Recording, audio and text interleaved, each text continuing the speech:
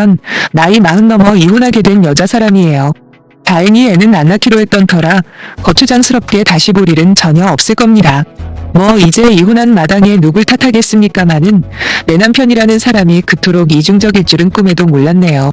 먼저 제 이야기를 해보자면 저희 부모님은 20대 초반에 저를 낳으셨습니다. 엄청 빨리 애를 가진 거죠. 그리고 계속해서 둘째를 만들려고 노력하셨는데 뜻대로 잘 안 되다가 부모님 연세 40 중반의 늦둥이를 보셨는데 그게 제 여동생입니다. 남사스럽기도 했지만 한편으로는 그만큼 기다렸던 둘째라 엄청 좋아하셨던 기억이 나네요. 아무튼 엄마는 노산이었기 때문에 항상 조심을 하셨고 다행히도 자연분만으로 동생을 순산하셨어요. 정말 너무 예쁘더라고요. 그리고 신기하게도 동생은 자라면서 제가 어렸을 때 모습이랑 점점 똑같아지는 겁니다. 아무래도 늦게 얻은 아이다 보니 오냐오냐 키울 수도 있었지만 부모님은 그러지 않으셨어요. 오히려 그럴수록 더 엄격하게 키우셨죠. 그러다 보니 동생은 태어나서 지금까지 누구한테 손가락질 한번 받아본 적 없을 만큼 올바르게 컸습니다. 거기다 동생이 조금 자라고 나서는 거의 제가 엄마처럼 옆에 붙어 있었어요. 너무 사랑스러웠거든요. 놀이동산이나 수족관, 그리고 동물원 등등 제가 직접 데리고 다닌 적도 많아요. 그러다 취업을 하고부터 저는 월급을 받으면 무조건 10%는 따로 빼놓습니다. 그 돈은 오로지 동생을 위해서만 쓰는 거죠. 거의 20살이 차이 나는 동생에게 저는 때로는 친구처럼 혹은 엄마처럼 최선을 다했습니다. 특이하다면 특이할 수 있는 저희 자매 관계에 대해서도 한 점 부끄러움 없었고요. 그런데 다른 사람도 아니고 이런 우리 가족 스토리를 잘 알고 있는 시어머니 그딴 이야기를 할 줄은 상상도 못했네요. 저는 35세 늦은 나이로 결혼을 했습니다. 남편은 아들 둘의 장남이었고요. 저희는 7년을 만나고 결혼을 했는데 연애 초기부터 남편은 제 동생을 잘 챙겼습니다. 그도 그럴 수밖에 없는 게 그 당시에는 남편과 데이트를 하는 것보다 동생이랑 시간 보내는 게 더 좋아했을 만큼 귀여운 동생에게 푹 빠져 있었거든요. 그러니까 저와 데이트를 하기 위해 제 동생도 자주 데리고 다녔던 것 같아요. 바보같이 그런 남편의 모습을 정말 제 동생을 아끼고 귀여워한다고 생각을 했네요. 이미 딸같이 느껴지는 동생이 있어서 그런지 저희 부부는 아이는 낳지 않기로 결정했습니다. 다른 특별한 이유가 있는 건 아니고요. 남편이나 저나 그냥 여유롭게 우리들이 행복하게 살다가 가자는 주의거든요. 그렇게 둘이 열심히 벌고 모으고 해서 저희는 2번의 전세 계약을 끝으로 저희 집을 가지게 되었어요. 남편이나 저나 둘 다 전문직이라 벌이도 괜찮습니다. 특히 저 같은 경우에는 방송 광고 관련 일을 하는데 불경기도 안 타고 전망이 아주 좋은 편이죠. 아무튼 결혼하고 5년째, 그러니까 저희가 자가로 이사를 했던 그 해에 동생은 대학 입시에 쓴맛을 봤어요. 지방이긴 해도 학교에서 공부를 곧잘 했었는데 원하는 대학에 그만 떨어져 버린 거죠. 선택은 2가지였어요. 그냥 다른 곳에 다니던지 아니면 1년 재수를 하더라도 정말 가고 싶은 대학에 다시 한번 도전할 건지 말이에요. 공부를 못했으면 모를까 성적이 꽤 좋았던 동생이라 부모님도 저도 동생이 재수를 하기 원했어요. 하지만 친정집 근처에는 괜찮은 재수학원이 없었어요. 그래서 부모님께서는 제가 살고 있는 서울에서 동생이 재수를 하길 바라셨죠. 막둥이를 이대로 포기시키기에는 너무 안타깝다고 하시면서 마침 언니가 서울에 있으니까 딱 1년만 데리고 있어달라고 부탁을 하시더라고요. 저는 하나뿐인 동생을 위해 그 정도도 못해주겠냐, 얼마든지 괜찮다라고 대답을 했습니다. 당연히 남편도 좋다고 할 줄 알았습니다. 그래도 상의는 해야 하니 형식상 남편에게 이야기를 했어요. 그랬더니 남편은 난색을 표하면서 그건 좀 아닌 것 같다고 하는 거예요. 너무 당황스러웠습니다. 평소에 살가운 성격은 아니지만 어릴 때부터 자주 얼굴 보고 한지라 설마 거절할 거라고는 생각을 못했거든요. 남편 말은 이랬어요. 가끔씩 보는 거랑 함께 생활하는 거랑은 차원이 다른 문제라고요. 처제가 있으면 자신이 집에서 편하지가 않다고 서로 불편할 것 같은데 웬만하면 다른 방법을 찾아보라더군요. 솔직히 말하면 망치로 머리를 한 대 맞는 느낌까지 들었어요. 이미 동생이랑 부모님께 거의 된 것처럼 말해놨는데 남편이 거절 의사를 표하니까 말이죠. 어떤 측면에서는 충분히 그렇게 생각할 수 있다고 이해도 되었어요. 평소에도 워낙 깔끔을 떠는 데다 자기만의 공간이나 무언가를 간섭받는 걸 무지 싫어했거든요. 그렇다고 동생을 혼자 지내게 할 수도 없었고 친정부모님은 자영업을 하고 계셨기 때문에 동생을 따라 올라올 수도 없었습니다. 사실 재수라는 게 그냥 집에서 공부만 해서는 효율이 없다고 하더라고요. 학원도 좋은데 다니고 무엇보다 같이 공부하는 사람들이 옆에 많아야 정보도 얻으면서 면학 분위기도 조성이 된다고 합니다. 그래서 이왕 재수하는 거 최적의 조건에서 할 수 있게 해주고 싶었어요. 마지막이라고 생각하고 남편에게 다시 한번 물어봤습니다. 남편이 신경 쓰이는 일은 최대한 없게 할 거고, 그리고 어차피 재수학원에 다니게 되면 아침 일찍 나가서 밤에 들어올 거다. 그러니까 실제로는 집에서 거의 잠만 자는 건데도 안 되겠냐고요. 하지만 남편은 단칼에 싫다고 하더라고요. 저는 더 이상 고집 부리지 않고 알겠다고 했죠. 부모님과 동생에게 상황 설명을 했습니다. 사실 정말 입장이 곤란하긴 하더군요. 당연히 사위가 괜찮다고 하실 줄 알았던 부모님도 엄청 당황하셨어요. 물론 서운하다 말씀도 직접 하셨고요. 그렇지만 원망을 하거나 비난을 하지도 않았어요. 그건 동생도 마찬가지였죠. 형부가 불편할 수도 있을 거야 라며 말하는데 심경이 복잡하긴 했습니다. 언니로서 해줄 게 하나도 없었으니까요. 다행히도 동생은 이모네 집에서 지내기로 했다고 하더라고요. 이모네 집은 서울은 아니지만 인접한 경기도권이에요. 비록 정해놓은 학원을 다니려면 저희 집에서 다니는 것보다 훨씬 멀었지만 그래도 혼자 지내게 하는 것보다는 낫다고 다들 판단을 했어요. 이모도 저한테 그러시는 겁니다.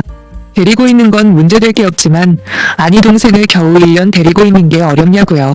뭐라고 대답할지 몰라서 그냥 얼버무리고 말았는데 아무래도 남편한테 좋은 감정이 생길 수는 없었죠.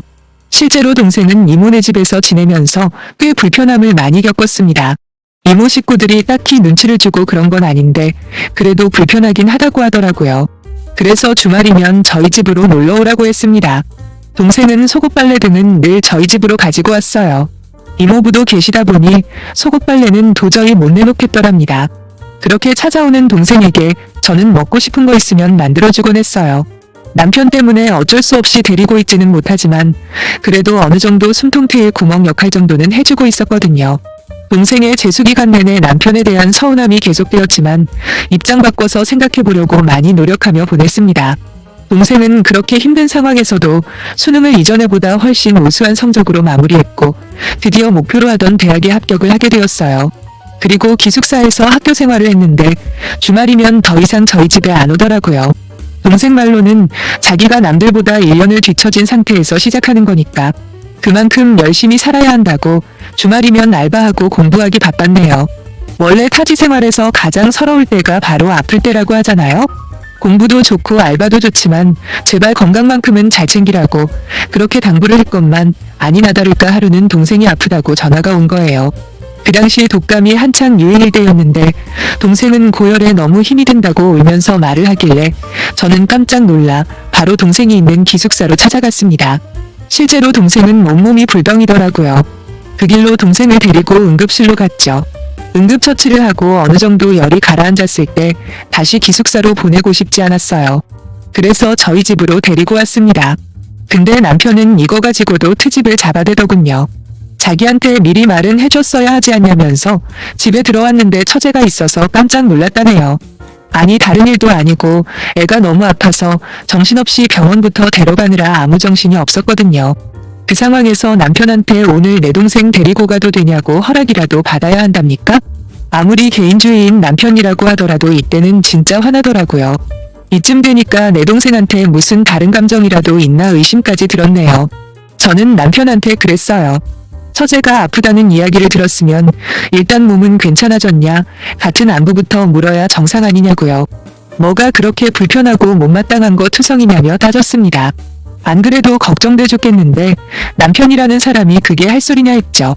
그랬더니 남편이 뭐라고 하는지 아세요? 감기로 죽는 사람 없답니다.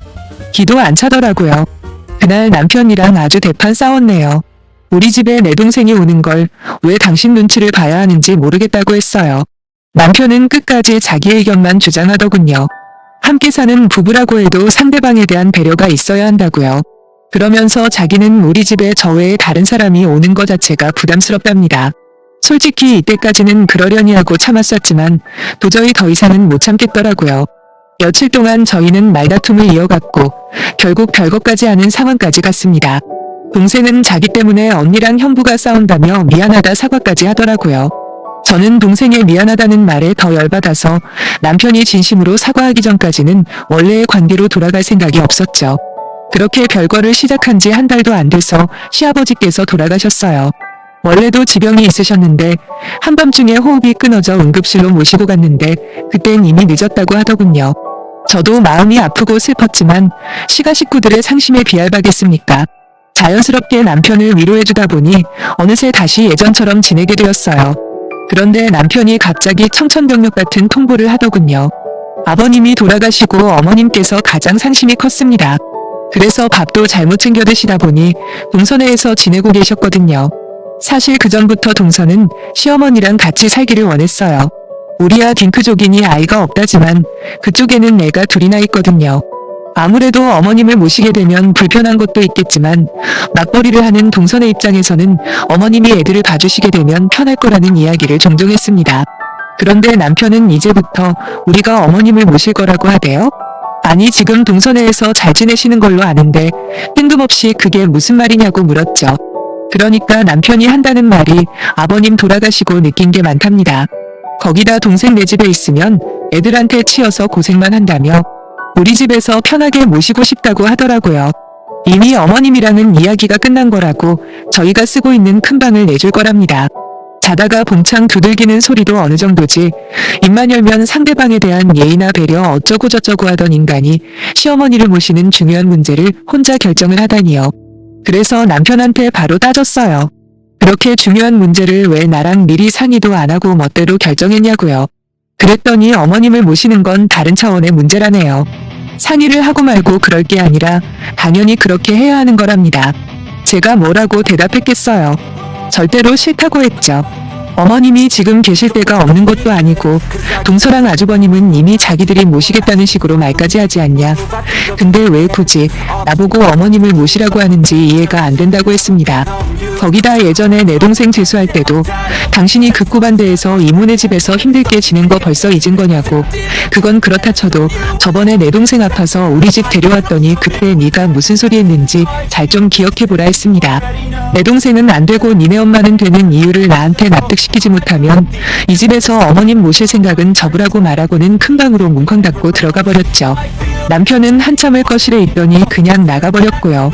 비록 동생 문제로 자주 싸우기는 했어도 이 정도까지 말이 안 통하는 인간인 줄을 몰랐어요. 진짜 하루도 같이 살기가 싫더라고요. 사실 이때 이미 이혼은 거의 결심했던 것 같습니다. 남편이 사과라도 하면 어쩌나 다시 살아야 하나 말아야 하나 오히려 걱정이 되었던 걸 보면 말이에요. 다행히도 남편은 정말 쓰레기가 맞더라고요. 다음날 저녁에 최종 통보랍시고 한다는 말이 어머님이 살고 있던 집 내놨답니다. 집 팔리는 대로 어머님 모시고 올 거라더군요. 돈 욕심에 어머님을 모셔오는 건가 싶었는데 아주버님이랑 집 한 돈은 반씩 나눈다는 걸 보니 그건 또 아닌 것 같았어요. 진짜로 어머님을 모시고 싶은 마음만큼은 진심인 것 같더군요. 제가 싫다고 하면 어쩔 거냐니까 남편은 길게 한숨을 쉬더니 저보고 나가랍니다. 그 와중에 이혼 이야기를 남편이 먼저 했다는 게 짜증나고 자존심이 상했네요. 아무튼 저는 그 길로 변호사 사무실로 갔어요. 다행히 아이도 없었기 때문에 재산 분할만 잘하면 되었죠. 당시 집 명의는 공동으로 되어 있었거든요. 그래서 집을 가지는 쪽이 상대방 지분만큼 현금으로 지불을 해야 한다길래 제가 한다고 그랬습니다. 집값이 오른다는 소문도 소문이지만 남편 쫓아내고 동생이랑 살 곳이 필요했거든요. 처음엔 남편도 자기가 집을 가질 거라며 저보고 나가라고 계속 주장을 했지만 어머님 집이 안 팔리다 보니 결국 포기를 하더라고요. 그렇게 저희는 이혼을 하게 되었고 벌써 2년이라는 시간이 흘렀네요. 곰곰이 생각해보면 시작부터 단추를 잘못 끼운 것 같아요. 저와 자기에게 다른 잣대를 들이대는 남편을 이해하려고 노력해준 것부터가 제 잘못이었네요. 그 후로 제 동생은 저와 함께 지내고 있습니다. 얼마나 자기 나름대로 열심히 공부를 했는지 졸업도 하기 전에 벌써 인턴으로 일을 시작했어요. 정말 대견할 뿐이네요. 이혼을 하고 난 뒤 가장 먼저 든 생각은 처음부터 저라는 사람은 결혼이랑은 어울리지 않았구나 하는 깨달음이었습니다. 그냥 동생이랑 이렇게 자유롭게 사는 게 훨씬 좋으니 말이에요. 앞으로 제게는 대략 살아온 날만큼 인생이 주어지겠죠. 그 남은 인생이 어떻게 흘러갈지는 모르겠지만 후회하지 않을 수 있게 저와 제 가족만을 위해서 살아가려고 합니다.